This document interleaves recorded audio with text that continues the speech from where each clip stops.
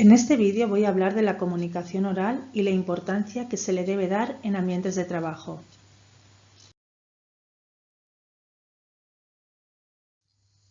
La comunicación en el día a día se guía por el contexto en el que una persona se encuentra, su vocabulario, la capacidad para relacionarse, el lugar donde esté, entre otros muchos factores.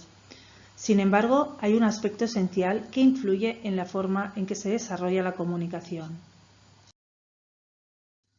Estamos hablando del inconsciente. Si visualizamos un día de trabajo, solo entrar por la puerta ya estamos comunicando.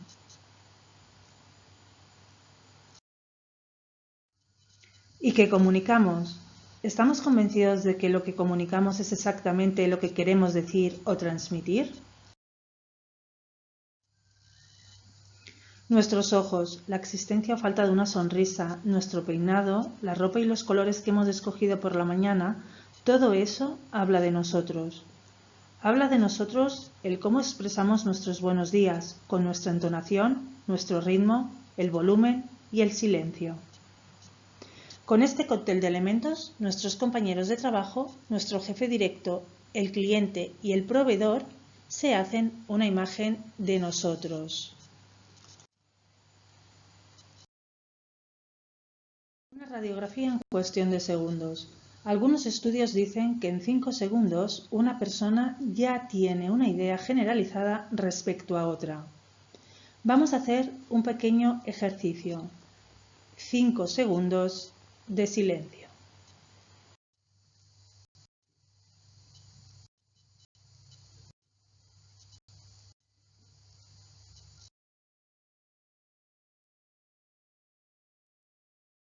Poco tiempo, ¿verdad? Estamos hablando del efecto halo, y esta generalización puede ser positiva o negativa. Si tenemos en cuenta que la comunicación no verbal aporta casi el 93% de la información, solo nos queda un 7% de comunicación verbal, es decir, la palabra, para cautivar a nuestros receptores, ya sean clientes, proveedores o compañeros de trabajo. Por lo tanto, se debe tener un poder sobre la palabra y para poder armonizar y neutralizar los mensajes no verbales que involuntariamente utilizamos. Si hablamos de la regla 55-38-7 de Albert Mehrabian, psicólogo e investigador, tan solo el 7% del potencial de la comunicación recae en la palabra, mientras que el 38% en el uso de la voz y el 55% en la comunicación no verbal, entendiendo por no verbal los gestos corporales, los microgestos, el contacto visual y la proxémica. La regla 55-38-7 solo se puede aplicar cuando se hable de sentimientos o actitudes, no cuando hablamos de datos. Solo cumple en el caso de incoherencia en la comunicación. Vamos a poner un ejemplo. Cuando nuestro interlocutor en una conversación sobre sentimientos o actitudes detecta que hay una incoherencia entre lo que se dice y el cómo se dice, le dará más importancia al lenguaje no verbal, es decir, al 93% que no al 7%.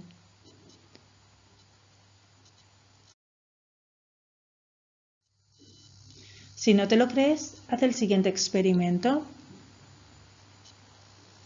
La próxima vez que alguien de tu entorno te pregunte cómo estás, dile muy bien con tono lastimero y observa su reacción posterior. Verás que tu interlocutor le otorgará más importancia a tu forma de decir que no a cómo lo dices o a lo que dices. ¿Empezamos a entender el poder de la palabra? ¿Y el poder de la comunicación no verbal? Para compensar esto tenemos que aprender a hacer un buen uso de la comunicación oral en su sentido más amplio. El lenguaje oral debe cumplir unas reglas básicas, como son la fluidez, la organización del mensaje, la expresividad y el uso de un vocabulario formal, amplio y rico. Sigamos con nuestros ejemplos. La fluidez de la comunicación se puede mejorar mediante el uso del diccionario, ya sea tradicional o digital. Cuanto más amplio es nuestro vocabulario, más conocimiento de palabras tenemos, más poder y más dominio sobre la comunicación verbal. Respecto a la organización del mensaje, se mejorará con la lectura y la escritura y, sobre todo, tener un conocimiento sobre el tema a hablar. Por lo tanto, deberemos prepararlo.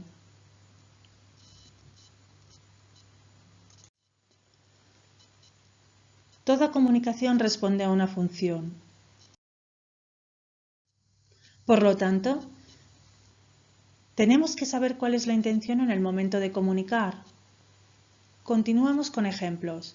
Si quiero manifestar un estado de ánimo, pues mi objetivo es expresar. Si quiero trasladar información de manera objetiva, utilizaré una función representativa donde la neutralidad tiene un valor muy fuerte. Por lo tanto, el propósito a la hora de comunicar debe ser claro. ¿Cuál es mi propósito? Quiero describir, explicar, definir, exponer. Cada uno de estos verbos son acciones diferentes y significan cosas distintas. Por otro lado, ¿quiero modificar la conducta? ¿Quiero motivar hacia una acción? Es decir, estaríamos hablando de persuasión. ¿O el objetivo de comunicar es amenizar el tiempo? Es decir, entretener.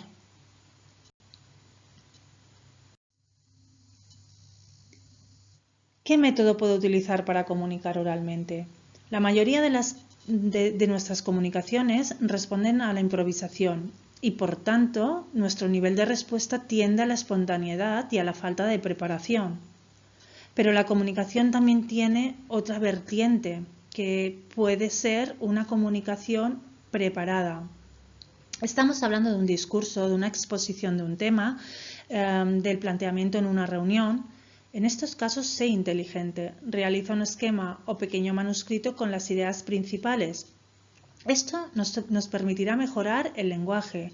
El mensaje será muchísimo más ordenado, más conciso y más claro. Por lo tanto, ganaremos en fluidez.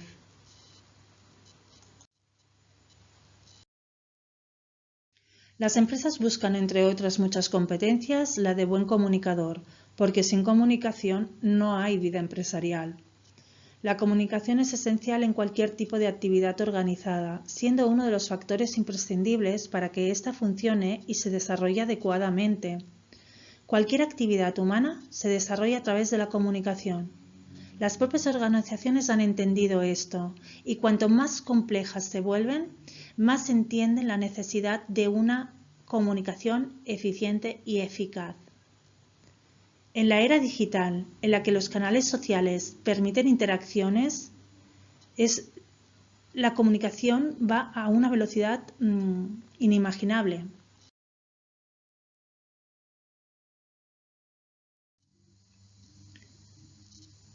Los efectos positivos de la comunicación son evidentes. Mejora la competitividad de la organización, así como la forma en la que se puede adaptar a los cambios que se producen en su entorno, con el fin de conseguir los objetivos que se hayan propuesto inicialmente. Al mismo tiempo, la existencia de una comunicación en la empresa eficaz fomenta la motivación de los empleados, así como el compromiso y la implicación en las tareas corporativas. Crean un clima de trabajo muchísimo más integrador.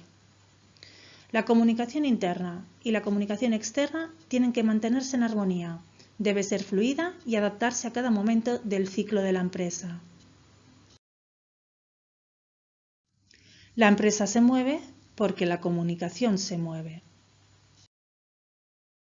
Deseo que os haya servido este vídeo de orientación hacia dónde se debe trabajar. Gracias por vuestra atención.